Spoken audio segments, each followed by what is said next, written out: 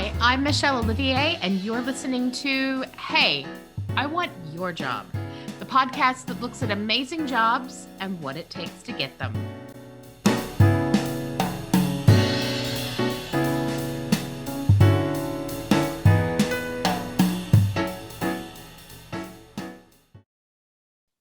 Hey, and welcome to Hey, I Want Your Job. Today, interestingly, is somebody that I did at one moment think maybe I wanted her job, and then COVID hit. And it was very clear I did not want her job even a little bit, but thank you. So today I have somebody very different from the business people we've had before. I have the Reverend Joanna Crawford. Rev Jo, what is your technical job title? Minister. Okay. And what does that mean that you do? So I am, and I'm a Unitarian Universalist minister. So I am CEO of a nonprofit, and that's a big part of what I do. I am preacher. I provide pastoral care. I do social witness. I help with faith development for all ages. I guess that's, I do marketing. It's one of the reasons why I love this job is that it's such a wide range of things.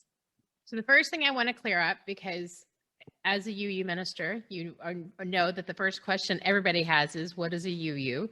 So what does that mean? Are you a cult, etc.? Okay. No, in the understanding of cult is something, restrictive and bad and all of that. No, not at all. We're the exact opposite of that. Trying to give you the short answer here. What I will often tell people is so Unitarian Universalism is a religion, and it is a religion where we bring diverse people around shared universal values. And then if people are interested, then I'll tell them more specifically that Unitarianism and Universalism were in the United States, both arose in the late 1700s. They were two distinct religions, but they both kind of intertwined. There were, theologically, and even on the personal level, like people would move to a town, and if they had been Unitarians and there wasn't a Unitarian church there, they'd go to the Universalist church. And so then in 1961, the two consolidated. So just to make the idiot's guide for people like my husband, the first time I explained this to him, short answers: are you a Christian church? Yes, but not, or no, but not exclusively, or yes, but not exclusively. Okay. And that's where I always have to kind of pause people and say, the framework that you are probably used to is a Western frame of religion, where the core of a religion is a set of beliefs, a creed, right? How many people grew up saying, I believe blah, blah, blah, blah. And Unitarian Universalism is not, is like, that's the core of who we are. We are non-creedal.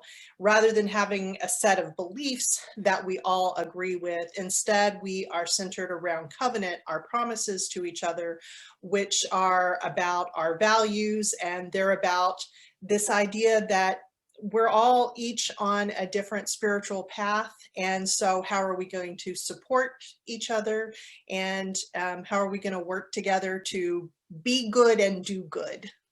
So I think one of the really interesting things about what you just said is that in a lot of ways, because of that, it's a lot more like a business and the people within that business community, because you're not there connected in, devotion to a higher being, but you do hope that you have value alignment. You are working towards a common goal, etc. And so I think that's really interesting. So as somebody who is a big leader, obviously, of a flock or a group in that, how do you lead with all carrot and no stick, as it were? Like there's no fire and brimstone that you're threatening with. So how do you elicit that behavior and that buy-in without those things? Yeah. Ooh, that's a really good question. And in fact, I have joked before about, well, it must be nice to just say, you should do this because God wants you to. And that's, so is not part of my belief system or this church. I think the big thing that I try to do for getting everyone kind of aligned and working together is to focus on our mission. We every UU church has their own mission, as do we. And finding out what people are passionate about. And that's the great thing about a church is there's so many different ways that you fit in and different things to do. And for me, the best thing is when you I talk about it as like in tennis, the sweet spot, where if you hit the ball with the sweet spot of the racket, like the ball will just effortlessly go for miles. And when you have a member and they find their role in the church, and it's that sweet spot where they say, I get to do this rather than I have to do this. Like at that point, it's all easy. Yeah, I feel like you're just like an HR like thought leader here, because this is exactly, as an HR person, what we tell companies all the time is that rather than, you have to do this because it's in your job duty or because I'm paying you, you want them to come in with exactly that. Like they've bought into your culture, they've bought into the company mission, and they're like, yes, today I get to go do blah. That's a pretty lofty goal for a lot of roles. By the same token, but, yeah, still things that have to be done. I mean, to me, the big goal is whether it is paid staff or members of the church, to get the right people on the bus and then let them do what they are best at doing.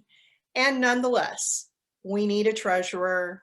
I mean, there are plenty of things that I do in my job that I don't love to do and I'm not particularly good at, but they have to be done, right? Toilets still have to get unclogged. I mean, like there's all kinds of, there are glorious and inglorious jobs, I think, anywhere. And I think that, but I still think it's a really good message for business leaders to hear that, if we share those burdens and focus on an overall mission and an overall goal as a community, and if you treat your organization like a community, that it's a lot easier to have the days where you do have to do whatever the pieces that you don't like. And there are people who like being treasurers of things. I've never been one. I am actually married to a CPA/computer programmer, and I don't understand it, but like that's, like the dude does math in his head just for fun.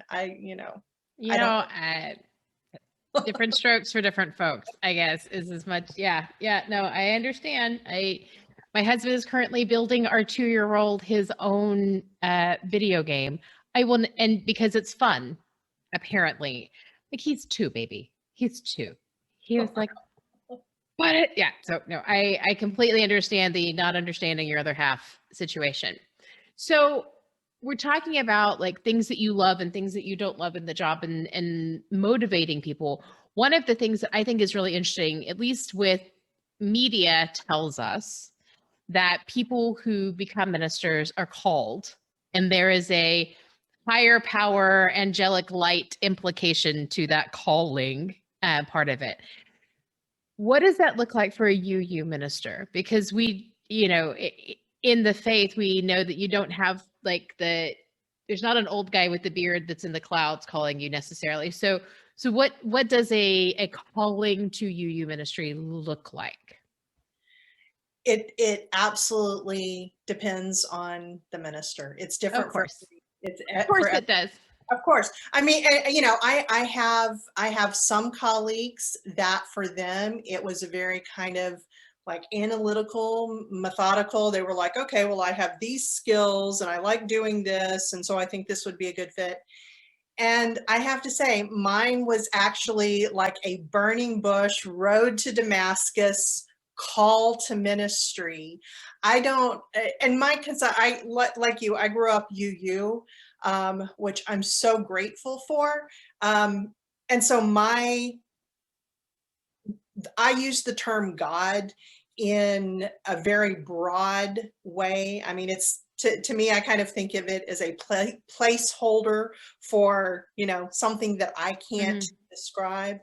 But whatever it was, and I can also look back and I can, in retrospect, go, oh, it was building up to this point. But when it actually happened, it was a dramatic. There really were lights and angelic choruses and all of that. I pretty much. I was sitting in a denominational, our General Assembly. I was there because I was at the time a webmaster, Okay. and for our district, and they were doing this service where they're recognizing new members, and the voice that was calling the names, like I could hear that voice call my name. I mean, I knew it was imagination and all of that, but it was also really, really clear. And I was like, no, I had 3 little kids. I knew I wanted a 4th. Like, that was just ridiculous. And so I'm having, you know, I'm saying all this voice inside said, okay, yeah. No commitment, just for fun. Why don't you say yes out loud just to see how it feels? I'm like all by myself at the back of this dark, you know. Dangerous. Yeah. And so, feeling completely ridiculous, I whispered yes. And tears just started rolling down my face. I managed to, I'm like, you're being ridiculous, you know, dry myself up. And then the speaker, Reverend Rosemary Bray McNatt, got up to give her sermon. And she said, where were you when you stopped with all of the cogent arguments and said, yes, I want to be a minister?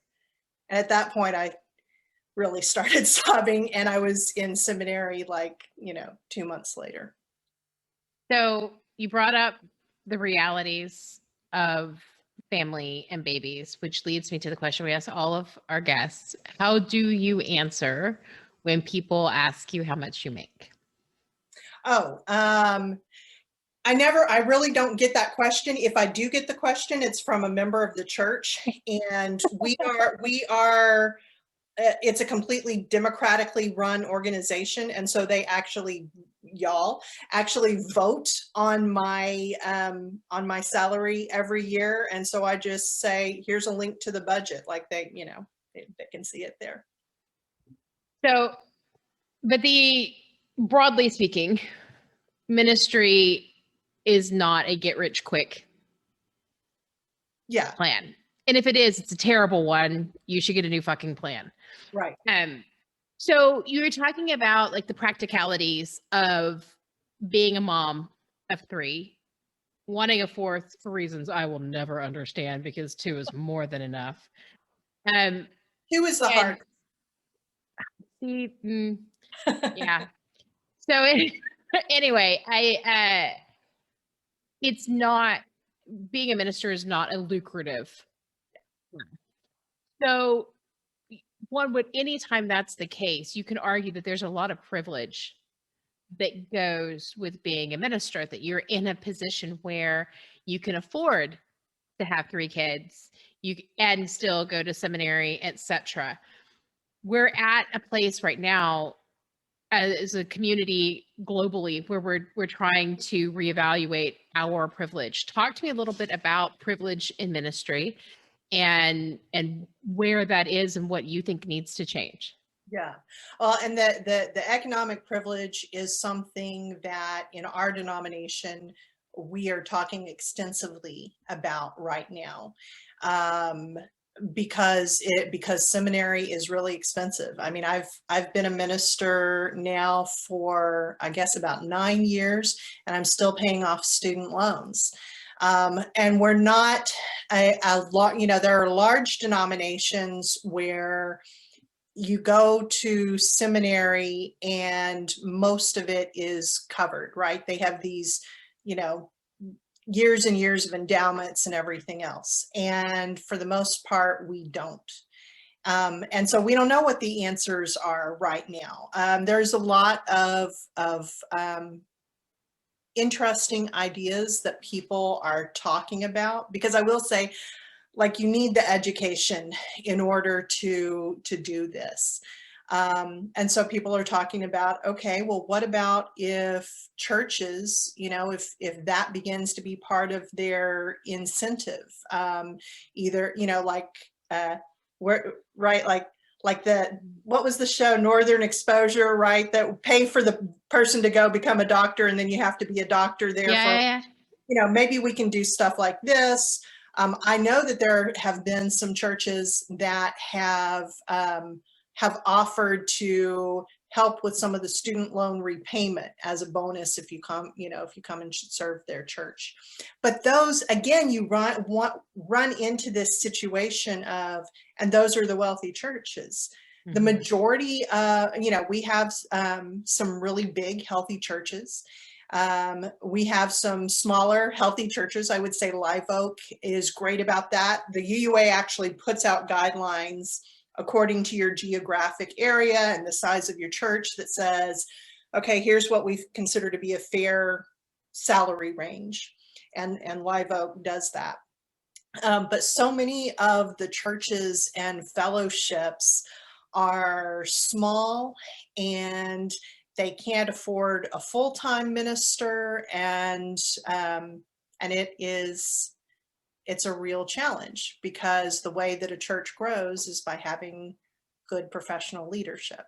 So that kind of brings me to a relevant question to that. I know that you are liberal, and one of the big liberal talking points right now with regards to churches is revocation of tax-free status.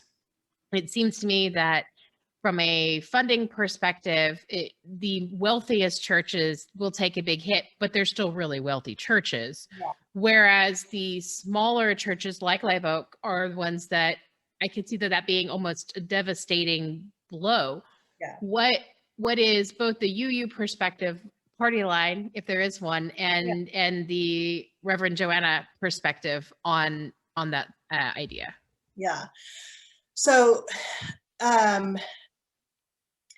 this is what I'm trying to think of, how to kind of shrink this down, because it's actually a huge topic and most people don't know all of the details. So it starts with the idea that as a country, way back at the beginning, the United States, like many other countries, decided that there were certain careers,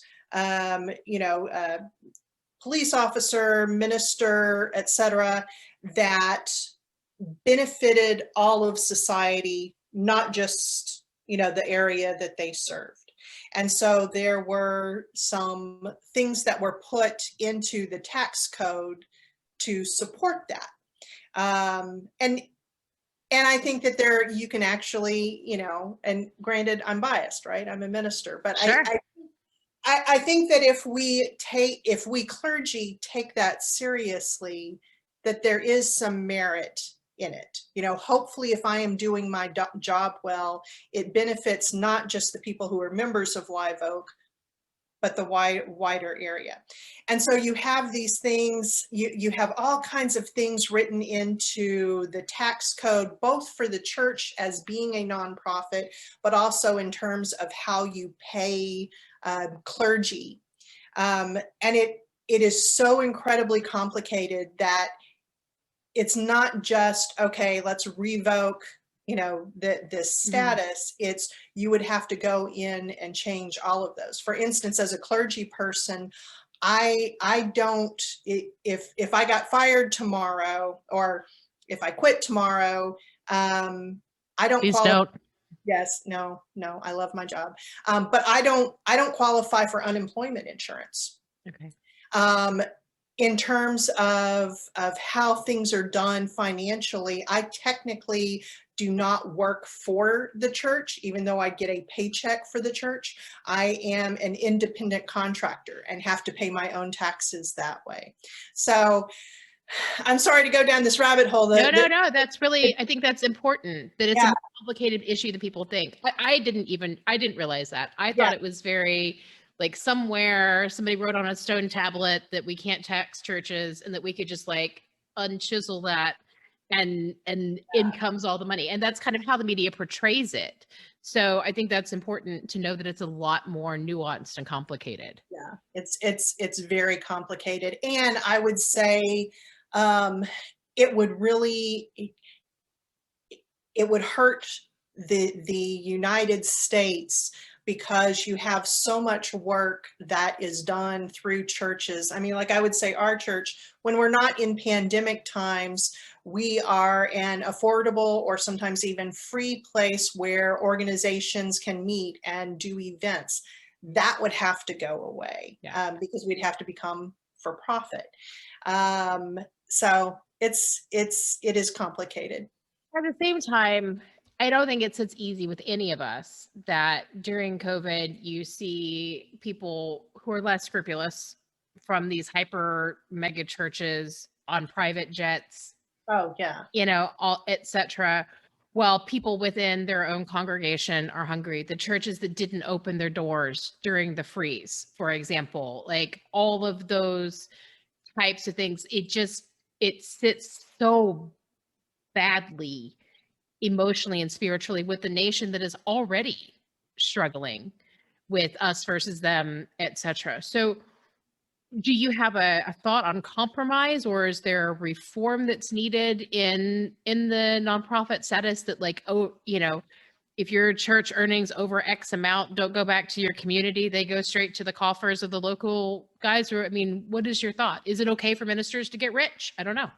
Yeah.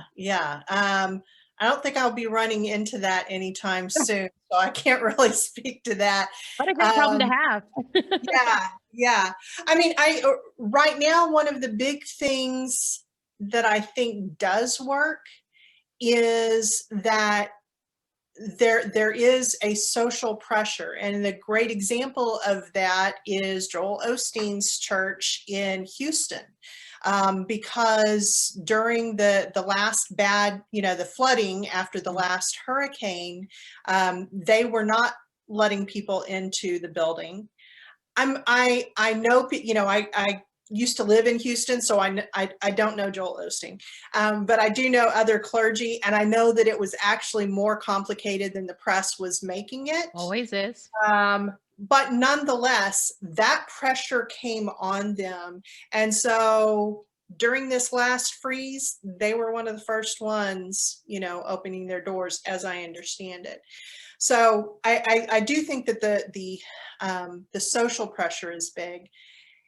And this is one of those things where it's so hard because churches are so different. You have, there are some denominations where it is expected that you tithe, that you give 10% of your income, and you actually have to turn in like your tax thing every year to prove that you're doing that. Okay, liberal churches, number one, we would never I can't even imagine it. We would never ask for any sort of proof, but most don't even ask for a tithe. Unitarian Universalist churches, what we hope that people would work up to what we call a UU tithe, which means 5% of your income goes to the church, but we also know 5% of your income is going to all these other charities that you want to support. But liberal, and this is beyond church, right? This is whether it comes to politics or good charities. And I think we have to struggle with this. Liberals don't give as much money, That is really an interesting point as well, that, we're a lot of this and not a lot of this in a lot of ways, right? Like, well, I did hear one thing that made a lot of sense to me, but it still doesn't fully absolve us, I don't think. And that is liberals also tend to be the ones that say, like, we want to give our money, but we want to give our money through taxes. We want it to be done that way, as opposed to someone who is politically conservative, who says, nope, I'm going to give away my money, but I'm going to do where it goes. Yeah.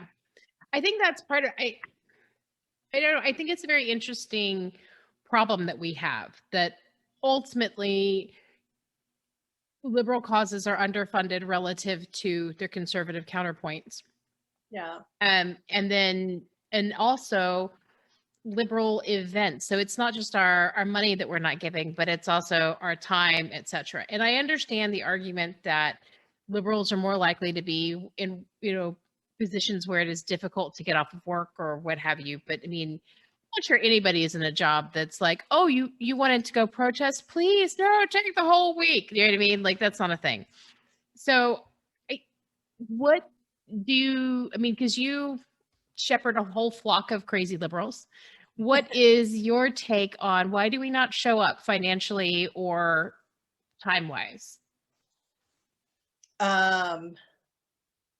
Boy, like that's a question above my pay grade. I would say in terms of showing up time-wise, I think I don't know that that's true. I think a lot of Okay. people do show up. It may look different. Like we don't go on mission trips and things like that. Although now there's a lot of research that's coming out that's going, that doesn't actually help someone. So maybe we were right about that. But I see a lot of people. I mean, like, we have at our church fresh food fresh Food Friday. Yeah.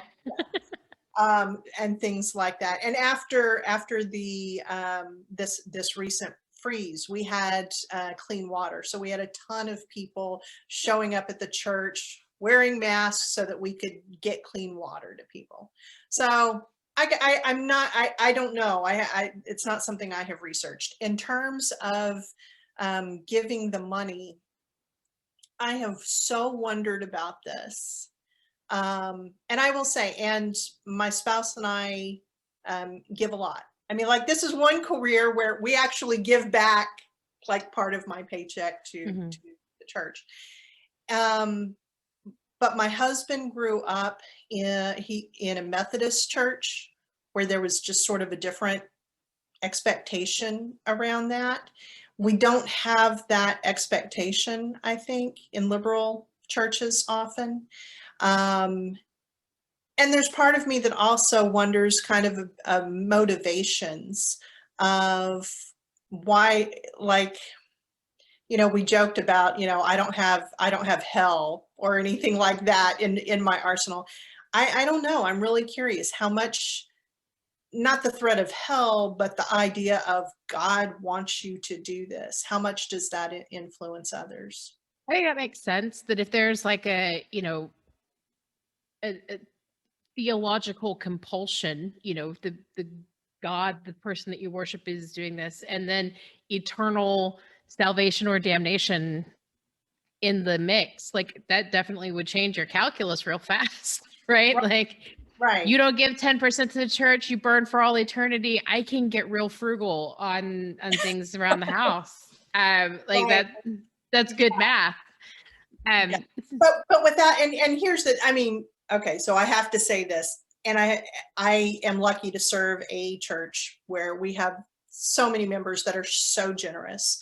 And I mean, we have members who, as a percentage of their means, they give so much, but I mean, it's hard right now because you're trying to struggle through all the things that you have to pay for, and our schools. I mean, the expectation, and if you happen to be in an area with a wealthy school, oh my gosh, the expectations are that you just have tons of money to shell out for expensive calculators and expensive trips and, yada, yada. And if you've got littles, I did my taxes yesterday. I spent over $18,000 on daycare last year. And that was with taking them out for 2 months for COVID. So yeah, like that's a mortgage right there. I literally spent more money on my kids' daycare than I did on my mortgage payments last year. And I have a pretty nice house. So and it's interesting that you said that, because I was just reading an article today. They're doing some research. There are people who do not have children because of the daycare costs. Yep. They can't make it worth math-wise.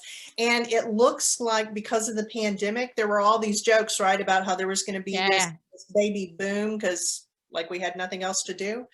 And what they're actually predicting is, nope, it's going to be a baby bust because people have been home and having to do their jobs and also take care of kids. And it's hard. And that so many people are out of work and they're making different economic choices, etc. Yeah, no, I've seen those numbers as well. And they're suggesting that it may be several years of knock-on effect before we recover back to even like a zero, like just not losing people. So I think that's really interesting. I want to kind of piggyback off that and talk about, we have been in the world of Corona for the last year and change, it feels like, and now the world is slowly reawakening, and you've had to go into crisis mode for your congregation.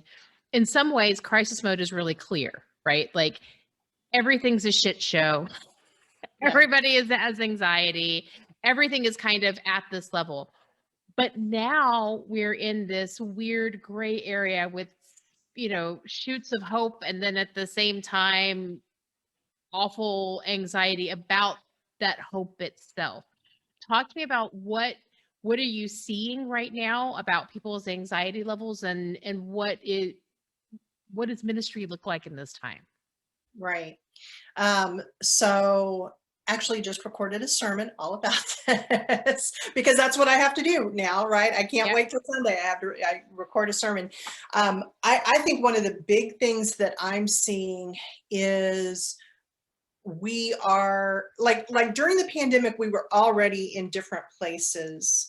The saying about we're in the same ship, or we're in the same ocean, but we're not all on the same ship. Yeah. And so I was seeing it with my congregants where like I have these retired couples and now they're spending all this time, just the two of them, and they were falling in love again. Like it was wonderful. And then I have other families who have young kids and now both parents are having to work from home.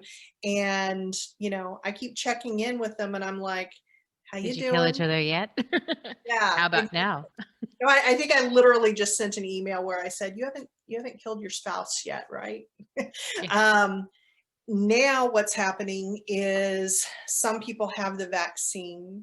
Some people don't know when they're going to be able to get the vaccine. And your feelings really change based on that. Yeah. And so I think we're just going to have to be, everyone, like we're just going to have to be so patient with each other and accepting that we are going to emotionally be in really different places for a while. I think that's so true. I was, my sister is a teacher, and thanks to Biden, she got her first shot today. And my husband and I had our first shots about a week ago.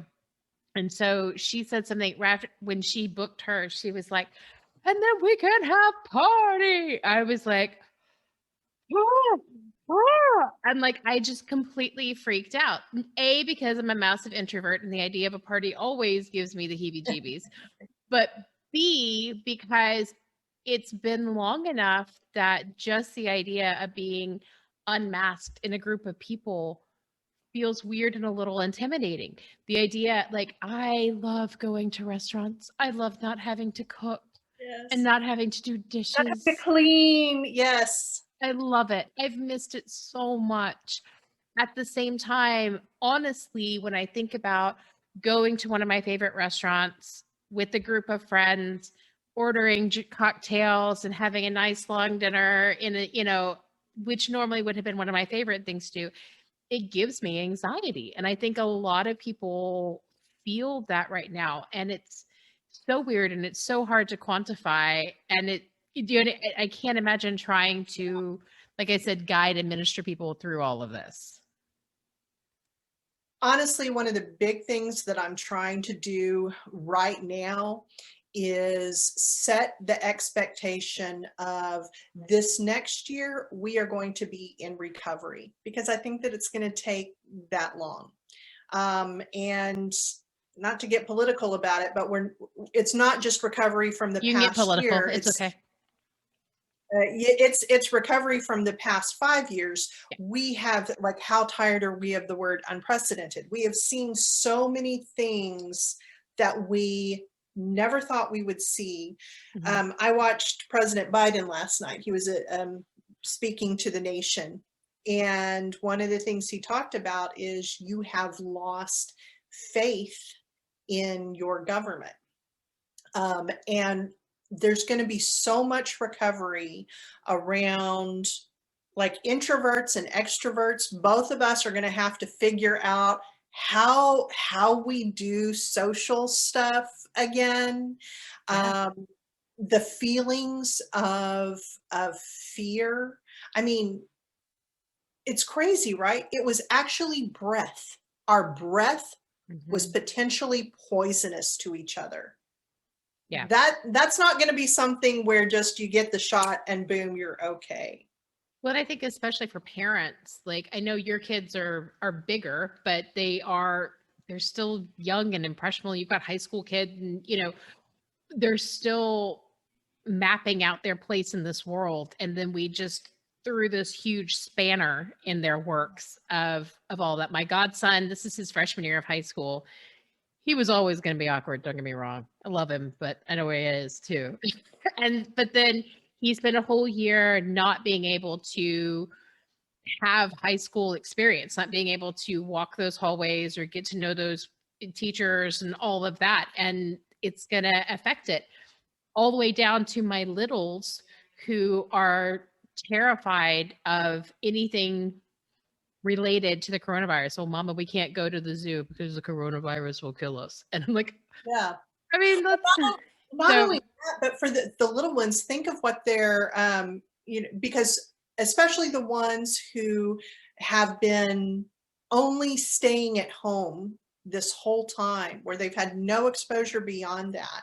And if their parents were at home this whole time, now we're going to say, okay, time to leave your parents and yeah. go someplace else. I mean, this is, when you start to really think about it, this is huge. We are lucky at the church that I serve that we have an amazing faith development director, who is Carrie Krause, who knows all about what is appropriate for different age levels. And she and I right now, like, we don't expect, we think we will be lucky if we are able to all get together, including our kids, in the fall. But she and I are talking about how do we help them? How do we help Mhm. families? How do we help kids feel comfortable leaving the house? Well, and I know, so my oldest son, we worked really hard to make him as unawkward as we can as two awkward adults. Um, but like, people are always like, oh my God, your kid tries everything and he's so good in restaurants. How did you achieve that? I'm like, his entire life has been a study in trying new things and eating in restaurants, because that's what we like to do. So, we would take trips to Central Market, which is our favorite grocery store, and he would try everything in the whole, like, that's his favorite place to be, is Central Market, because he can eat everything that he sees. And then there's a playground. Like, in It's his opinion, it is basically Nirvana. Um, which is fantastic. But like, his little brother has never really right. had, like, he's been a few times, but not in that same, like, formative early, this is yucky kind of years. Now, don't get me wrong, my kids eat, but it's just very different. Like, he's never had those experiences. He's going to have this huge kind of black spot in his very formative years where he hasn't been going Yeah. to restaurants, where he hasn't been having to behave in public, because there's been no public. Yeah. And I just think I think about that for them. And then I think, well, I was never very good at public either. Now Right. I've had a year off. And I will say this, like, You know, something that people say all the time is kids are resilient. And the thing is, largely it's true. Like, we should never use that for an excuse of, oh, it doesn't matter because kids are resilient, but they really are. I mean, I know from my experience, right? Oh yeah. It is amazing how resilient kids can be. It is. It is. But I think it's also interesting, one of the dialogues that my clients and kind of my HR space is having a lot right now is around returning to an office. And what I tell clients is before you ask how, you should ask why Yes. and Good. if. So, is this something that we need to do? And if so, why do we need to do it? And then worry about how. And I think that a lot of people, I guess one of my question for you is, where does that same dialogue, I know where that fits in the business culture, where does that fit in our personal and spiritual life in terms of asking those same kind of questions? Right. So I'm actually, what you just described, I was just talking about with someone today, and that is, because what I'm hearing is I'm hearing a lot of businesses that are going, actually, we can save a lot of money if people work from their own homes. Okay.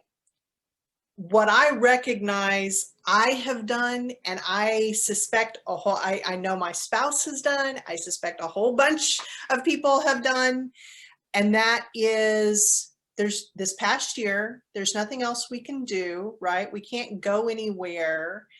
We've got the kids down to bed. We've binge watched everything that we care to binge watch. Well, I may as well work, right? How are we going to break out of that? If we wind up working from, I won't, but if I'm thinking of my people, if they wind up working from home, how do we move into, okay, this isn't just a 1-year thing, this is the new reality, and that's not actually a balanced life. So I think that's really interesting because I've had from clients the first half of the year, it was what you're talking about. The second half of the year is, how do I make it stop? Yeah. How do and I've been hearing and having those dialogues and seeing those in the HR community for probably since about June. Mm-hmm. People saying, I can't work 24/7. How do I make that break? And so talking about, put your laptop where you cannot see it, put it in a case, put it under a pillow, whatever you have to do so that it is definitively not there. But businesses, though, Yes. and that's going to be the big thing, because like, businesses are happy for, most businesses, they're happy for you to work 24/7. Yeah. And if they have gotten used to that level of productivity, Yeah. how do we get businesses to understand that's not good for our society? You know? And I think so. Again, my corporate clients are asking, what do we do about burnout? We're hearing burnout over and over again. How do we balance that? And my answer is consistently, don't let it happen. Put practices, policies into place before they get burned out that make it clear that that is your cultural expectation is around. And there are companies that have done this, that have Like 5. Yeah, well, but companies that say, if I get an email from you and it's date stamped 8 p.m., I'm writing you up. That is actually not considered acceptable. Yeah.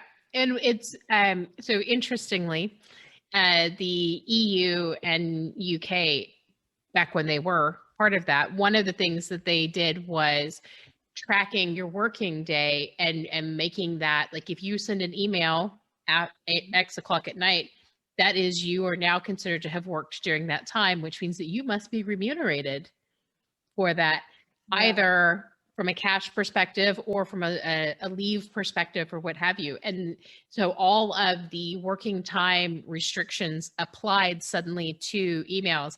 And you just saw all of these companies locking the fuck down everybody's phone. Like, literally your work phone would be shut off Yeah. at whatever time you're off the clock, because they did not want to get stung with this kind of, with the policy. And so again, my good liberal heart is like, obviously we need some laws up in here.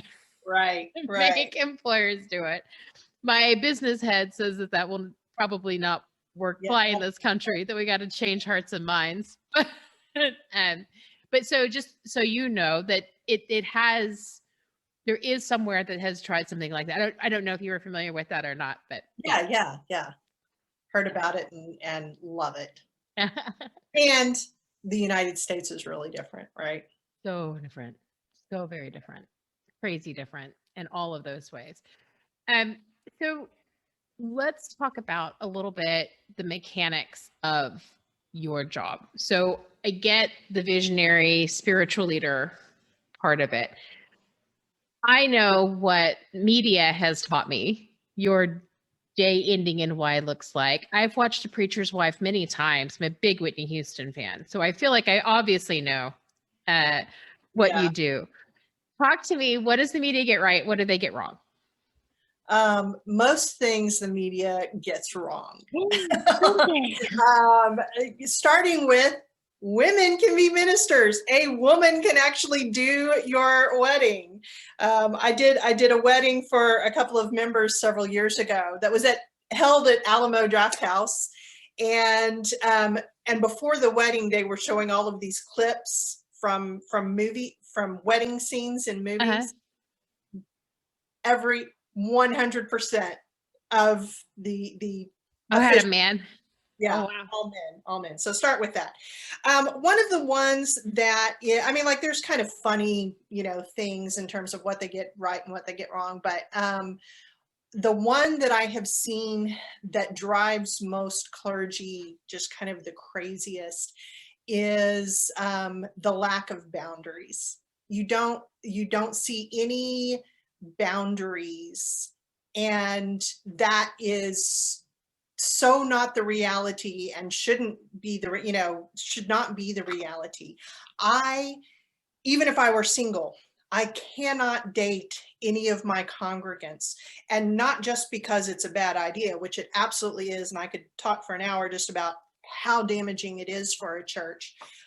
But in the state of Texas, it's actually against the law. It is actually a felony for a counselor or a clergy member who does any kind of counseling to have an affair, have a romantic relationship.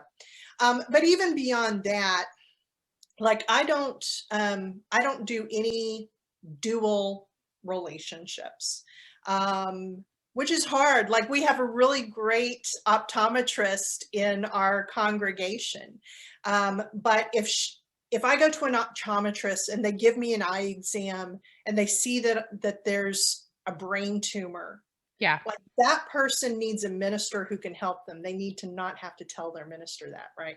So that's one of the things that it really gets me wrong. There's other things like Seventh Heaven and some other shows like that would give you the impression that part of a minister's job is like to be your therapist, like to do regular counseling with you. Okay, everyone who's listening, hear me. Unless your minister is actually trained as a therapist, they should not be acting as a therapist. And it's hard because there's different, it's you are a counselor. You especially, of course, help with spiritual issues. My background is in systems theory, so I will do a lot of coaching. But your minister, unless they have specific education around there, you should not expect your minister to be your regular therapist. What then is your take on the whole Christian counselor thing that I see more and more, and like I know some of like the mega churches do their own Christian counselor certification programs, etc. You can probably already tell from my face and tone what I think about those, but I am asking you. Well, and I would say I probably would have thought entirely the way you do. What I have seen now, so like at my seminary, one of the degrees you could get, a master's level degree, was in Christian counseling. And it was very similar to getting any kind of a master's degree in counseling. So for that, like for the churches that have people who have that education, you know, a master's degree underneath them, and that's what they do, you know, they're not, I think it gets really sticky when you're trying to do that and be a pastor. But those who hire the, you know, if you're upfront about what you're doing, you know, look, I am a Christian counselor, and so that is going to shape what I do, you know, that's fine. The problem is, and it's the problem with anything in counseling, is it's really easy for someone to hang up a shingle who doesn't have the training. And if you don't have, and you need both the training and you need some sort of a system of accountability. Like as a minister, I am fellowshipped by the UUA, and there's a lot of accountability that comes along with that. I would be really afraid of any counselor who is accountable to no professional organization. Well, and I think, you know, I have known people who swear by the help they've gotten from Christian counselors at their church. And I have known people who have been extremely damaged by it, that, you know, they went to these counseling sessions with people who had gone to a weekend training led by the pastor, and then were turned loose with people having marital issues or personal crises, especially around like LGBTQ plus issues, that sort of thing. I think for me, that's what really just makes it really breaks my heart, like, and makes me think that the whole thing, I'm not willing to have one of those bad things happen for the 5 good ones, because there were other places that they could have gone. Does that make sense? Like, absolutely, because when you bring religion into the mix, I mean, and it's why, like, it's the reason why I can't get up in the pulpit and say, you should vote for this person. There is a power that can come along with that. And so to bring that power, if you're going to use it in any sort of a coercive way in a counseling situation, I mean, like, that's why it should be a felony to have an affair with someone that you are counseling, because you are not on the same, there is a power differential, you know, and if you bring God into the mix, whoa, what a power differential. Absolutely. And I think, I guess for me, it's more of the deputization, that what I see in Christian counseling is that even people who have gone through like the master's program that you're talking about, that individual maybe is a good choice. But then I see a lot of deputization of like, okay, well, so now I'm going to give you my personal crash course on how to do this, and that makes it okay for you. And that's the stage where it gets damaging. I think because I do work with people as counselors, and when I get asked, I'm like, that's fine. Just make sure you know what you're getting, that like the person has. I think it goes back to what you're saying, that you need the education, you need the training, you need that background. And the big thing, accountability, I am now convinced is, I mean, in all relationships, like we all need systems of accountability. You know, my husband is a CPA. Like there is a system there to where, you know, if he does something harmful, there's a system in place so that hopefully he can't not do that multiple times. Yeah, absolutely. I think that that's really interesting, because I think that culturally, one of the perceptions that we have is that once you're a minister, you have kind of this blank check, because, you know, media does a great job. Leap of Faith is one of my favorite films, right? But like, it is definitely a blank check to do whatever you want to do in that regard. And then you put that with images of people who become super rich by running mega churches and that sort of thing. And it really does feel that way. So I think that that's really interesting to hear, and to know that there is more checks and balances. There is a lot more accountability behind the scenes that people may not be aware of. It depends. It depends, right? So like our tradition, Unitarian Universalism, is called a tradition of the learned clergy. You can't just say I'm a Unitarian Universalist minister. Oh my, I won't go into all the stuff, but like you have to have a master's degree in ministry. You have to have had a internship. You have to have worked as a chaplaincy in a hospital. Like there are all of these things, but that's just our denomination. There are other denominations, or the big powerhouse right now, non-denominational churches. Joel Osteen never went to seminary. He became a minister because his dad had been a minister and died, and so he stepped in. And I think that he does harm.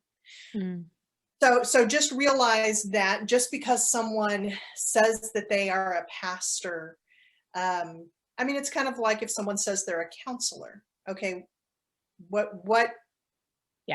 is your background? Show me the proof behind that. Yeah.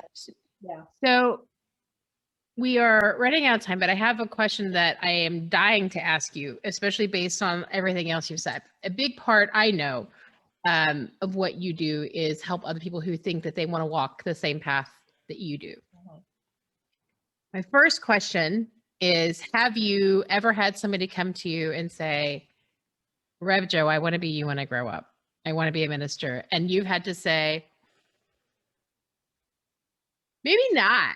Maybe let's talk about a different way you can tick your emotional box, because this is not your life, my friends. Has that happened? And what did that look like? How did that go?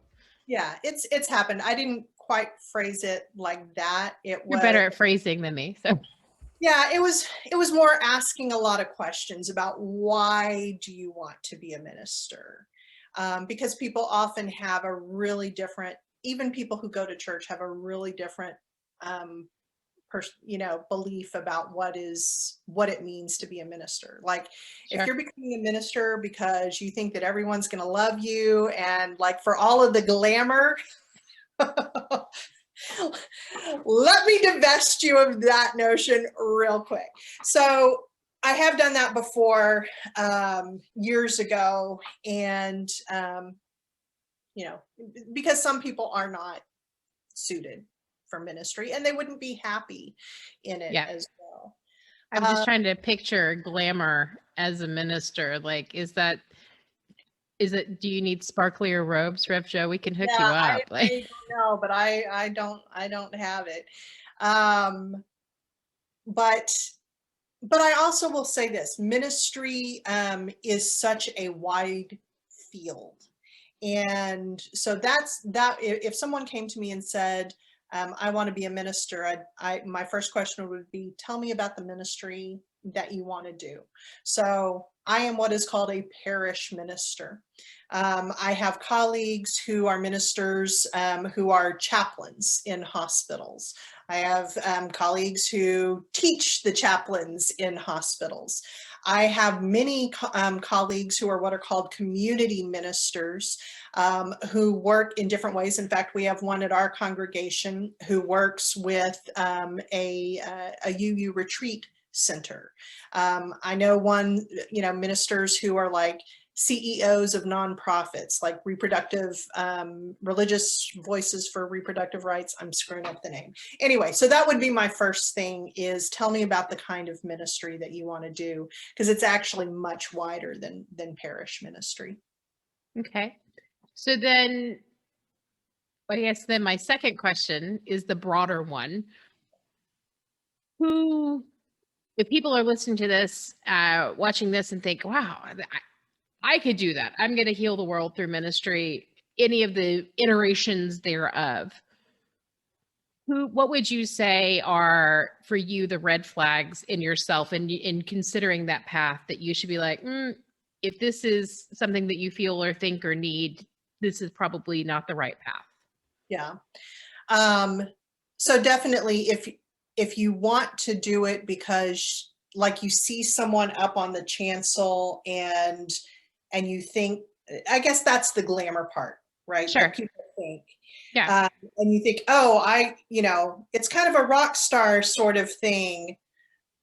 Ooh, be really careful about that. Be really honest with yourself about, is this to fulfill some need in you? You've never felt loved or something like that. Like, hey, you might actually be a great minister, but first you need to go work on that. Go work with a therapist. The biggest red flag for me that I've run across occasionally is I will meet someone who is not a member of a church, is not like a lay leader in the church, and they say they want to be a minister. And I'm like, okay, unless you love church, you shouldn't be going into this. And you absolutely, before you step foot in seminary, and not all people do it, but I really think that they should, like, you should have 5 years in a church where you are being worship chair and president of the congregation and, running the garage sale, because that's going to tell you whether this is actually a career that you could love. And this is a career that if you don't love it, it's not going to work. I'm sure there are other careers. In fact, I think I've had some of them where you don't have to love the career. Like, you got skills and you put in your hours and you get paid. And this is one where that won't work. So I think that I would add to that, based on what you said earlier, that because you also have to do all the shit jobs. I think that in addition to whichever things within your community sounded like fun to do or high profile to do, you should also take at least one or two that you really dread, because it sounds like that. I mean, you don't get to beg off, because that's not your jam as a minister. You just have to show up. Yeah. Well, thank you so much. I will say that if people are interested in hearing some of your fabulous sermons, we're going to have a link to all of that in the show notes, so people can hear what you think about things. Obviously, I'm exceedingly biased when I say that everybody should go and listen, because I am a member of your flock. My children also fully endorse you. I think that the other day we were working on a project for a church, and I tried to tell one of them to do something else, and my son went, Mama, I'm busy being Reverend Joe's big helper right now. You need to wait. I was like, okay. I know. The I'm Rev Joe's big helper is like, that's the be all and end all in our household. Man. I can't wait till we are together again, where like I'm going to be like, so as I understand it, you have volunteered. He'll be like, I'm in. I'm going to get my laptop. Here we go. And so all of that will be in the show notes. Is there anything else while we're here that you want to put a plug for, or just touch on that we didn't get to talk about today? It's actually not really a plug. I get no, I get no remuneration or anything from this, but for people who are kind of wondering, like what am I religiously, and what church would I fit in well with?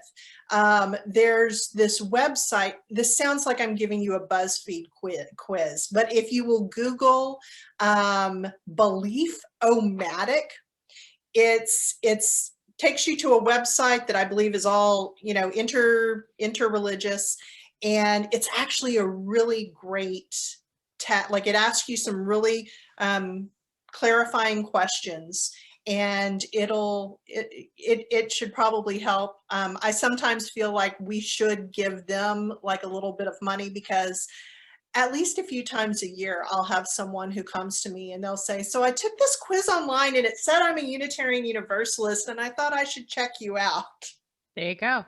So I'll put a link to that in the show notes as well. So if people want to head to the Belief-O-Matic, they can check it out. Thank you so much for all of your time today and sharing everything. I know you're incredibly busy, especially in these times. So we really appreciate it. Thank you so much. Bye. You've been listening to Hey, I Want Your Job, For more information on how you can get your own awesome job, visit ONH Consulting at www.onhconsulting.com. We offer incredible resumes, no-nonsense career advice, and real-world tips for landing a job in today's market. Check us out on LinkedIn, Twitter, Facebook, and Insta for more insider information. Soon, you'll be hearing us say, I'm Michelle Olivier, and hey, I want your job.